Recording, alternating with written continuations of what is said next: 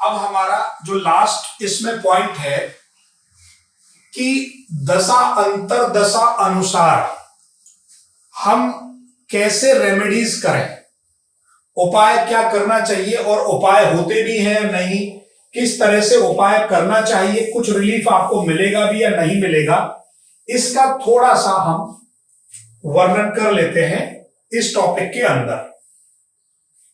देखिए, वैसे तो कृष्णमूर्तिपति ने बिल्कुल ही इस बात को इग्नोर करा है कि जो प्लेनेट देना चाह रहा है उसके स्क्रिप्ट के अंदर क्या लिखा है।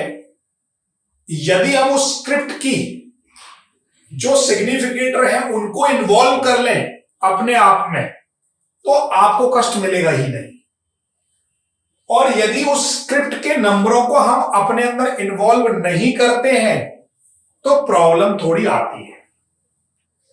क्योंकि आप सब लोग जानते हैं कुंडली के अंदर छठा, आठवां और 12वां भाव, और मुख्यतः 8वां भाव कष्ट का भाव होता है।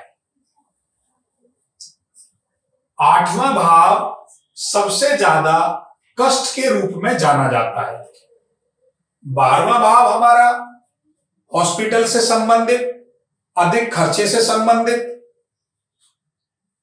और छठा भाव रोग से संबंधित जाना जाता है। तो आइए हम थोड़ा सा आपको इसकी एक छोटी सी डिस्क्रिप्शन बताने की कोशिश कर रहे हैं, कैसे ये हमारा जो अंतर्दशा वाला प्लेनेट है हमारे लिए क्या परिणाम और उपाय की कुछ सीमाओं को बाउंडेशन में लेके आना चाह रहा है या नहीं। सबसे पहले आप देखिए, जो भी दशा अंतर्दशा वाला प्लेनेट है वो अलग अलग भावों के परिणाम देता है। आप सब लोगों ने देख ही लिया है कि कोई भी प्लेनेट अपने नक्षत्र के रिजल्ट देता है। कोई भी प्लेनेट अपने नक्षत्र के रिजल्ट देता है, और प्लेनेट जिस सबलॉर्ड पर बैठा है वो रिजल्ट के अंदर कम या ज्यादा कमी पेशी की बात को करता है। 2 लाइनों में ही बहुत कुछ मैंने बता दिया है, इशारे से आप समझ गए होंगे। क्या कोई भी प्लेनेट अर्थात कोई भी दशा जिस प्लेनेट की है वो किस नक्षत्र पर बैठा है उसके परिणाम देता है। इस परिणाम में कमी व ज्यादा परसेंटेज की मात्रा सबलॉर्ड बताएगा। ये पहला पॉइंट आपको थोड़ा बहुत समझ में आ गया होगा। मान लीजिए जिस भी दशा किसी की भुक्ति वाला सिग्निफिकेटर हमें कौन इंडिकेट कर रहा है, और उसका जो स्टार लॉर्ड है, भुक्ति किसके स्टार लॉर्ड पर बैठी है, वो स्टार लॉर्ड, अब आप बड़े ध्यान से देखना, उस स्टार लॉर्ड के अंदर रोग के नंबर आ रहे हैं तो वो आपको रोग तो देगा, परंतु यदि सबलॉर्ड लेवल पर आपका नंबर मान लीजिए रोग का नेगेटिव हो गया, यहां पर 6 से 12 आ रहा है नक्षत्र लेवल पर, तो मैं क्या कह रहा हूं, मैं ये बोल रहा हूं कि जो भुक्ति वाला प्लेनेट है उसका नक्षत्र लॉर्ड हमें रोग के नंबर आ रहे हैं तो आपको रोग होगा, ये डेफिनेट है। परंतु सबलॉर्ड लेवल पर, तीसरे नंबर लेवल पर, उससे हमें ये पता चल जाएगा कितना ज्यादा होगा और कितना प्लस होगा, कितना कम होगा, कितना ज्यादा होगा, ये हमारा सबलॉर्ड लेवल डिसाइड करता है। अब आप एग्जांपल पे देखिए, छोटा सा मैं बताने वाला हूं। मान लीजिए आपका प्लेनेट है, मान लीजिए आपको अंतर्दशा चल रही है बुध की, बुध बैठा है आपके शनि के नक्षत्र पर, ये हो गया शनि एन के, और इसने दे दिया 6 से 12, तो हम डेफिनेटली ये बोलेंगे बुध की दशा में आपको रोग होगा।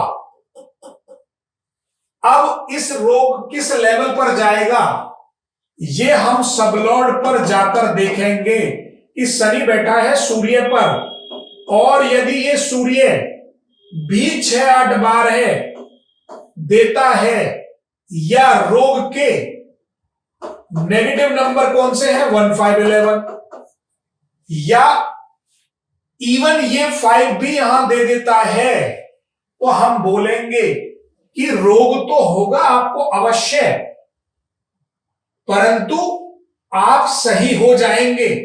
ऐसी कंडीशन में आप उसको उपाय दे सकते हैं, यहां उपाय काम करेगा।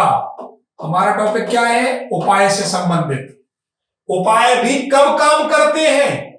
जब किसी प्लेनेट का सबलॉर्ड उस नंबर को सिग्निफाई कर दे जो हम उपाय करना चाह रहे हैं, तो ही आप उसको उपाय दें, वरना आपका उपाय भी फलीभूत नहीं होगा। मैंने बहुत छोटी बात में सारी बात बता दी है कि नक्षत्र यदि इंडिकेट करता है तो हमारी बॉडी पर रिजल्ट आता है। कितना रिजल्ट आएगा इसके लिए वो सबलॉर्ड डिसाइड करता है। यदि वो सबलॉर्ड भी हमें नेगेटिव नंबर को इंडिकेट करे तो हमें बहुत ज्यादा कष्ट होगा, और यदि वहां उपाय से संबंधित कोई उपाय बताना है तो उस भाव का नेगेट नंबर वहां आना चाहिए, तो ही उपाय काम करता है। इस प्रकार आप पहले स्टेप में व्यक्ति को उपाय से संबंधित चीजों को बता सकते हैं, तो उपाय आपका काम करेगा। तो यहां हमने बड़े क्लियरली बी ने प्रॉमिस दे दिया अंतर। अब हाँ, यस, अब ये यहां तक आपकी एक बात समझ में आ गई होगी। ये पूरा का पूरा यहां तक एक स्टेप है पूरा कंप्लीट। अब स्टेप नंबर 2 क्या कहता है? अब हम कभी कभी ये देख लेते हैं कि भाई हमारे को रिलीफ नहीं मिल रहा है। रिलीफ नहीं मिल रहा है। कब नहीं मिल रहा?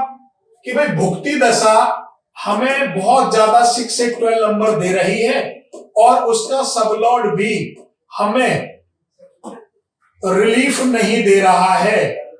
अब हम पॉइंट नंबर 2 की बात करते हैं कि पॉइंट नंबर 1 में, अर्थात नक्षत्र लॉर्ड ने सिग्निफाई कर दिया था हमारे भुक्ति दशा हमें रिलीफ के नंबर नहीं दे रही है। अब स्टेप नंबर 2 कि भुक्ति दशा हमें रिलीफ नहीं दे रही है। इसके लिए स्टेप नंबर 2 पर जाकर देखना है कि कौन सी अंतरदशा, कौन सी अंतरदशा हमारे लिए उस क्वेश्चन के लिए रिलीफ, आवाज मत करो भाई, रिलीफ पैदा करती है।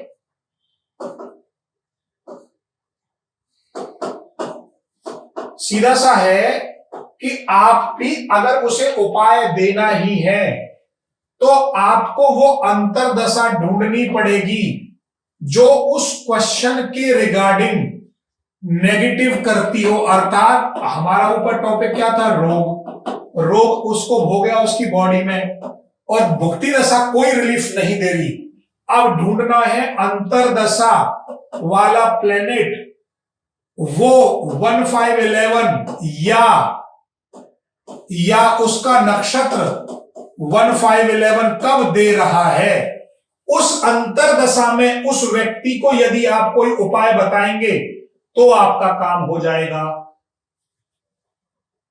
और स्टेप नंबर 3 है लास्ट। जब भी कोई दशा भुक्ति आपको लगे कि भाई ये मेरे को परेशान कर रही है, रोग दे रही है, परेशानी किसी भी प्रकार से दे रही है, तो वो भुक्ति दशा वाला ट्रांजिट राशि लॉर्ड यदि आपके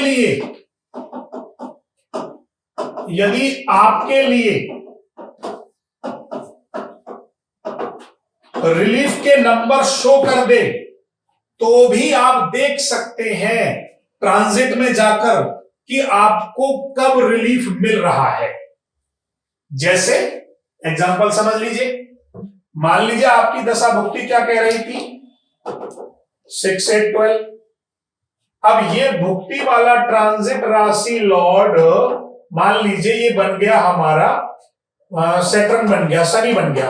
अब ये शनि यदि 1, 5, 11 के कोरूलिंग में, और विशेषकर जिस क्वेश्चन का जो भाव होता है उसके नेगेटिव प्राइम कस्प में ये आ जाए तो भी आपकी दशा काम कर जाती है, आपका उपाय काम कर जाएगा, तो भी आप उपाय दे सकते हैं। तो मैंने आपको 3 तरीकों से उपाय देने के तरीके बता दिए, कब उपाय काम करेंगे। ये तीनों तरीके बिल्कुल केपी के मूलभूत परिणामों के अनुसार मैंने आपको बताए हैं। यहां वास्तव में यदि इन तीनों नियमों में आपकी बात कहीं भी फिट बैठ जाती है तो आपके द्वारा दिया गया उपाय काम करेगा। तो यहां तक आपने सारी बात को समझ लिया है कि अकॉर्डिंग टू कृष्णमूर्ति पद्धति कब हमें उपाय देना चाहिए।